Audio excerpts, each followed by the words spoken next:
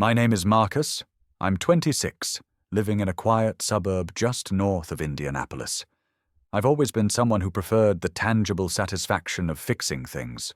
While my peers pursued degrees and settled into cubicles, I dedicated the last few years to absorbing every skill I could in home repair and saving every penny.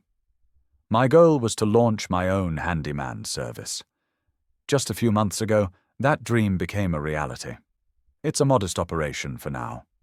I have an old silver Chevy Express van that groans to life each morning, a collection of tools I either inherited or bought second-hand, and a power drill that's seen better days.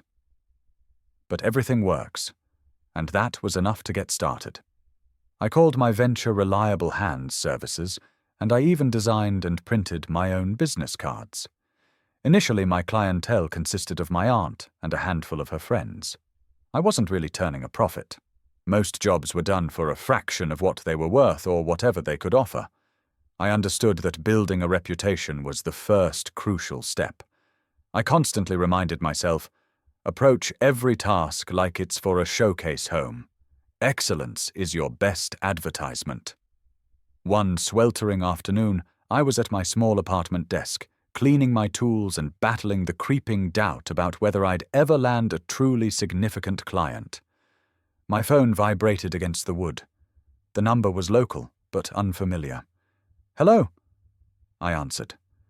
A voice, smooth yet assertive, replied, "Hi, my neighbor recommended you.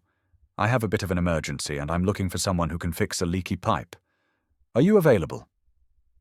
I straightened my posture instantly. "Yes, absolutely.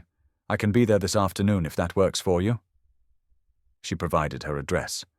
After we hung up, I found myself just staring at the phone. This was it. My first real emergency call, a real test.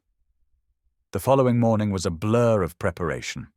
I meticulously organized my tools in the van, my heart thumping with a mix of excitement and anxiety as I drove to the address she'd given me. It was a sprawling, beautifully landscaped home in one of the most affluent parts of Carmel.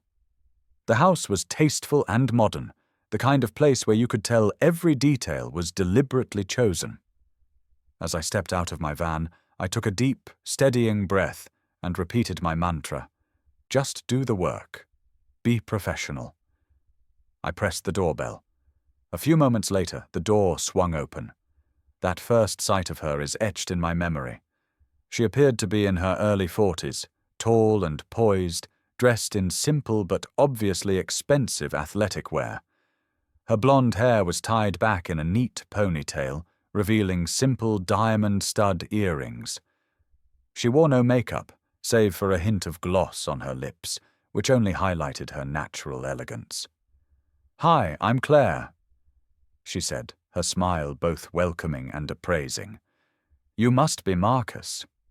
"Yes, ma'am, thank you for the call," I replied, my voice steadier than I felt. "Please, no need for ma'am."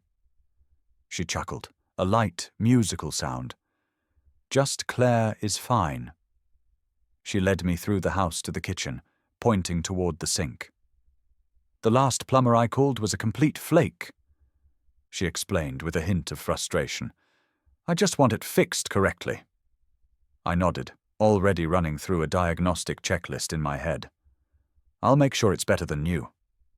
I got to work immediately. The space under the sink was cramped, and the air was thick with the smell of damp wood. I could feel beads of sweat forming on my forehead within minutes. I laid out my tools on a protective mat and slid onto my back to get a better look. The copper pipe was old, with a telltale green patina of corrosion around a joint that was dripping steadily into a bucket. This was more than a simple tightening job. As I positioned my wrench around the fitting, I felt a strange sense of calm. This was my element. I was focused, methodically working through the problem. I explained to her that the section was too corroded and needed to be replaced. She just nodded from the doorway, watching me with an unreadable expression. Do whatever it takes. I went out to my van to get a pipe cutter and a new section of copper pipe. As I was carefully trying to loosen the old, stubborn fitting, the corroded metal gave way with a sickening crunch. A sudden, violent spray of cold water erupted from the pipe, hitting me directly in the chest and face. It was a shocking, icy blast that soaked my shirt and jeans in an instant. I scrambled backward, sputtering, as water gushed into the cabinet and onto the pristine hardwood floor. My first thought was to stop the flood. I jumped up, located the main water shut-off valve under the sink, and wrenched it closed. Silence fell, broken only by the dripping of water from my clothes onto the floor. I stood there, drenched and mortified, in a rapidly growing puddle in her immaculate kitchen. I expected anger, frustration, maybe even a demand for me to leave. I looked up and saw her standing in the doorway. She wasn't angry. Her lips were pressed together, but her eyes were dancing with something that looked suspiciously like amusement. She took a slow step forward, her gaze traveling from my dripping hair down to my soaked work boots. A slow, deliberate smile spread across her face. "Well," she said, her voice a low purr, "now that you're completely soaked." She paused, letting the words hang in the air for a beat too long. "You might as well let me get you a towel." My face flushed with heat. I was caught completely off guard, unsure how to interpret her tone. "I'll be fine," I managed to say, my voice cracking slightly. "I just need to finish the repair." She chuckled softly. "Nonsense, you'll catch a cold." She disappeared for a moment and returned with a thick, fluffy towel. "At least dry your face. I can't have my handyman getting sick on the job." I took the towel, my fingers brushing against hers. I quickly finished the work, replacing the faulty pipe with a new, secure section. I was meticulous, checking for leaks twice and then cleaning up every last drop of water from the floor and inside the cabinet. When I was done, the space looked better than when I had arrived. "It's perfect," she said, inspecting my work. "You really care about the details." "Thank you. I try to treat every job like it's my own home." She transferred the payment to my business account right there on her phone, adding a tip that was nearly as much as the bill itself. "I have a feeling I'll be calling you again soon," she said, walking me to the door. I packed my tools, waved a quick goodbye, and drove away feeling a strange mix of professional accomplishment and a deep, unsettling flutter in my chest. This was more than just a job. 3 days passed. I kept my head down, tackling a few small projects for some new clients, hanging shelves, fixing a drafty window, the usual grind. I was still hustling, still trying to get my name out there. Every evening I'd check my phone, half expecting, half hoping for a message. But there was nothing. I tried not to let it get to me, telling myself I was just another contractor in her phone.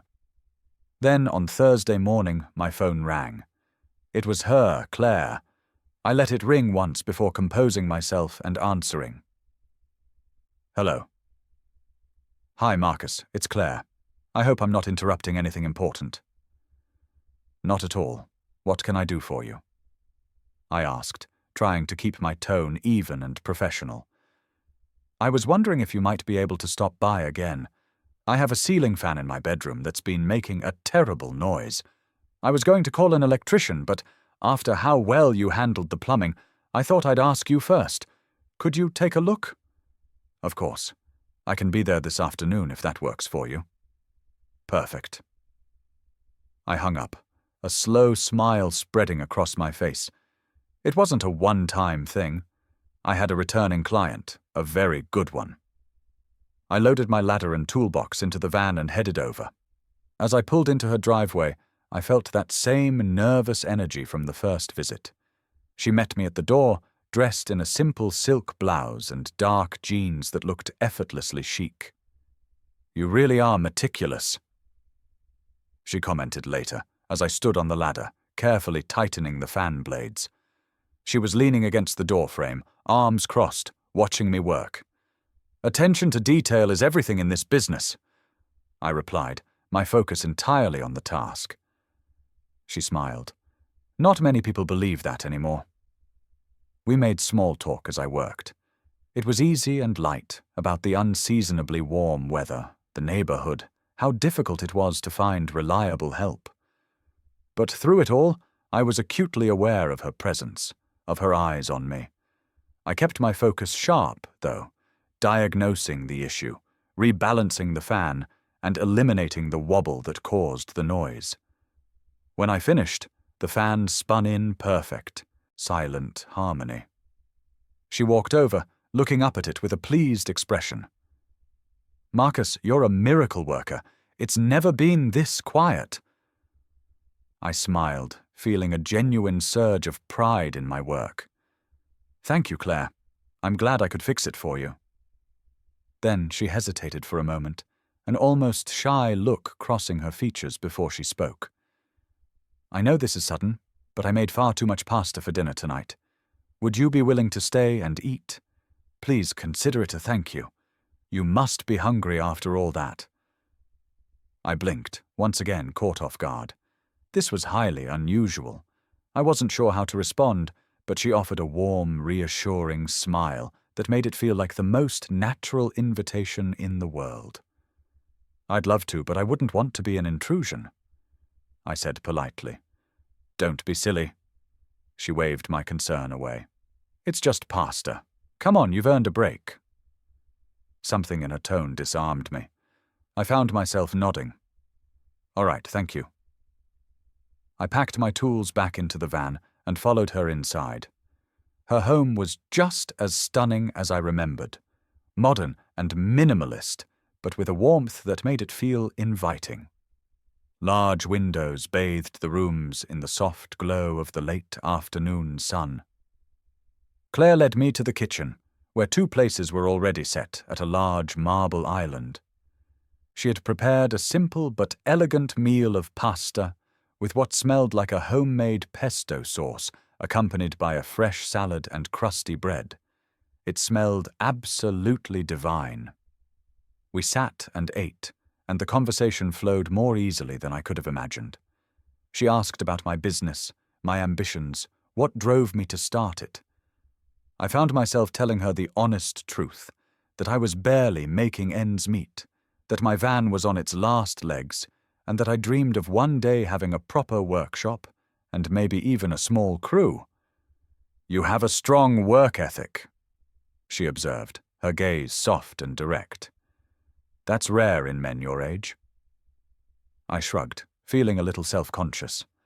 I'm just trying to build something that's mine. After dinner, she opened a bottle of red wine and offered me a glass. I politely declined, reminding her that I still had to drive. "I respect that." She nodded, a hint of approval in her eyes. "A man with principles." We sat there for a while longer, just talking. It was strange, but not in an uncomfortable way. There was no pretense, just an unexpected connection between two people from entirely different worlds. As the sky outside began to darken, I stood up and thanked her for the meal. "Thank you, Claire, for everything." She walked me to the front door. "I meant what I said earlier," she said, her voice a little softer now. "I'm sure I can find a few more things around here that need your expert touch." I chuckled, feeling a warmth spread through my chest. "I look forward to it." Driving home that night, I couldn't stop replaying the evening in my head. I had no idea what any of it meant, but I couldn't shake the powerful feeling that my life was on the verge of changing in ways I had never anticipated. The following week was a whirlwind of minor jobs and long hours. I managed to pick up a couple of new clients in her neighborhood, thanks to Claire's glowing recommendations. Word of mouth was powerful in communities like this, and people were impressed by my thoroughness. I was grateful, but the work was physically demanding. Then came Friday afternoon. I was just finishing up a gutter cleaning job when my phone buzzed. It was her. "Hey Marcus, are you free tomorrow?" I wiped a smear of dirt from my cheek and smiled. "I think so. What's going on?" My back deck could use some help. A few of the boards are loose, and I know you'll make it perfect. I agreed without a second's hesitation. Claire had become my most reliable and highest-paying client. And if I were being honest with myself, I looked forward to the time I spent at her house. There was something about her presence, her home, that was both calming and electrifying. The next morning, I loaded my tools and some lumber into the van and made the now familiar drive. As I pulled up, she was on her front porch, waving with a bright smile. She was wearing a simple pair of denim shorts and a fitted grey t-shirt, an outfit that was casual, yet managed to look incredibly elegant on her. "Morning, Marcus." She greeted me warmly. "Morning, Claire. Let's take a look at that deck." We walked around to the backyard together. The deck was large and well built, but it was clear that it needed some attention. Several planks were warped, and a section of the railing felt wobbly under my hand. "I know it's a bigger job," she admitted. "Take as long as you need. I'll be inside if you need anything." I set to work. The sun was high and unforgiving.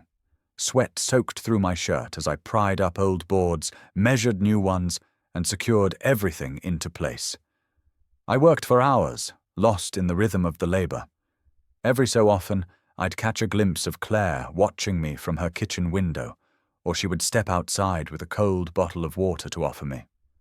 At first, I politely declined, wanting to stay focused, but she insisted. "Come on, Marcus," she said, pressing the cold bottle into my hand. "Even the best workers need to stay hydrated." I sat on the deck steps for a few minutes, taking a long drink and looking out at the half-repaired structure.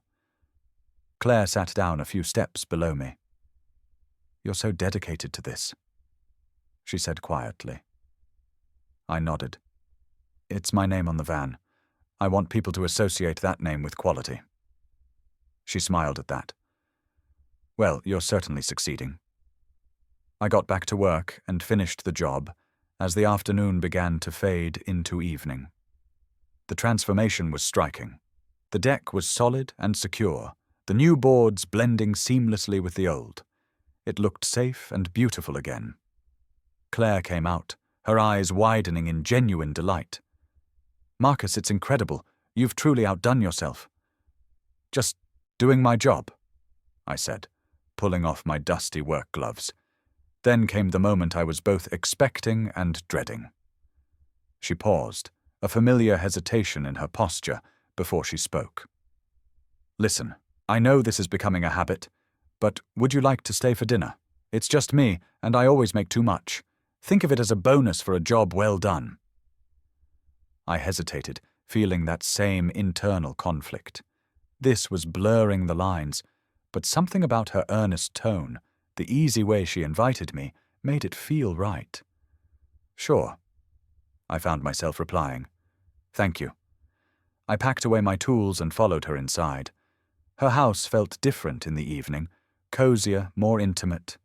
Soft jazz was playing from a speaker somewhere in the living room, and the air was filled with the delicious aroma of something roasting. We sat at the kitchen island again. The conversation felt like a continuation of our last one. I told her more about my family, my decision to go into business for myself, and the constant financial pressure of trying to make it work. Claire listened with an intensity that made me feel seen. It didn't feel like a client making small talk. It felt like a genuine connection. "You're very courageous, you know," she said at one point. "Most people are too afraid to take that kind of risk." "I don't know if it's courage or just being too stubborn to quit." I laughed. We finished dinner, and she opened another bottle of wine.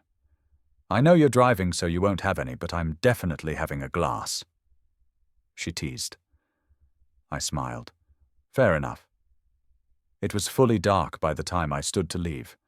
I thanked her again for her hospitality.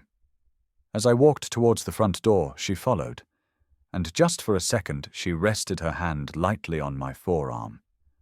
The touch was brief, but it sent a jolt through me. "I meant what I said. You'll be hearing from me again. she said softly. I nodded, my throat suddenly dry. My heart was hammering against my ribs, though I couldn't pinpoint exactly why. Good night, Claire. Good night, Marcus. I stepped out into the cool night, got into my van, and just sat there for a moment, the engine off. Something about that evening felt like a threshold had been crossed. I didn't know where it was leading, but I decided not to fight it. I just smiled to myself and started the long drive home. The following weeks settled into a comfortable rhythm. I continued to grow my business, taking on any project that came my way. My days were long and exhausting, but every time Claire called with a new task, I made sure my schedule was open. It wasn't just about the generous pay anymore. I found myself genuinely enjoying her company and our conversations. Claire was unlike anyone I had ever met. She had a quiet confidence that was both intimidating and incredibly attractive. Each time I arrived, that warm smile of hers seemed to make the hours of hard work ahead feel less daunting. On one of those late summer afternoons, she called again. "Hi, Marcus. I know you're busy, but I have a bit of a disaster. My garbage disposal is making a horrible grinding noise." "I'll be there tomorrow morning," I said without a second thought. The next day, I knelt under her sink for the second time, the familiar scent of lemon cleaner in the air. As I worked to clear the jam, Claire came and leaned against the counter watching me. "You're going to run out of things for me to fix soon?" I joked, pulling out a small piece of metal that had been causing the problem. "Oh, I doubt that," she replied with a playful smirk. "I'm very good at finding projects." Our conversations had become more familiar, more personal. There was a current of unspoken energy flowing between us, a tension that was both thrilling and nerve-wracking. "I've never met anyone who put so much pride into their work," she said at one point, her voice serious now. "You really love what you do." I nodded, tightening the final fitting on the disposal. "I'm building something. Every single job counts." She was quiet for a moment. "It shows." When I finished, the disposal whirred to life, smooth and quiet. I packed up my tools, tired but satisfied. "Looks like you're all set," I said, wiping my hands on a rag. "You've earned a break. Come on, let's sit outside for a bit," she suggested. The way she said it wasn't exactly a question. It was casual, but with an underlying assumption I couldn't ignore. I hesitated for only a fraction of a second. "Sure." Outside, she handed me a cold glass of lemonade, while she sipped on a glass of white wine. We sat on her patio furniture, the late afternoon sun casting long shadows across the perfectly manicured lawn. We talked about everything and nothing, our pasts, our dreams, her life before her divorce. There was no bitterness in her stories, only a frank acceptance. I told her about my parents, how my dad had taught me the basics of repair when I was a kid, and how I hoped to one day own a small house of my own. "I have no doubt you'll get it," she said with a quiet certainty that made me believe it too. It was getting late. I stood to leave, but Claire walked me to the front door. Then, just as I was about to step outside, she stopped me. "I've been thinking," she began, her blue eyes looking directly into mine. "You don't have to answer this right now, but I enjoy your company, Marcus, more than just as a handyman." I froze, my heart skipping a beat. I wasn't expecting her to be so direct. "Claire, you're my client. I don't know if—" She smiled gently, a sad, knowing look in her eyes. "I know. The lines are blurry. Just think about it. That's all I'm asking." I stood there for a second, completely thrown.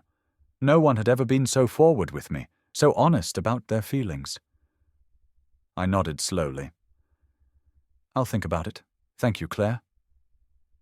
"Of course," she said softly. "Good night, Marcus." Good night. I walked back to my van, my mind a chaotic storm of thoughts. Part of me, the professional, responsible part, was screaming that this was a terrible idea. I had built my business on a foundation of integrity and clear boundaries. But another part of me, a part that had been dormant for a long time, was exhilaratingly alive. This woman saw something in me, something beyond the work clothes and the beat-up van. I drove home in a daze, the weight of her words pressing down on me. I knew I had a decision to make.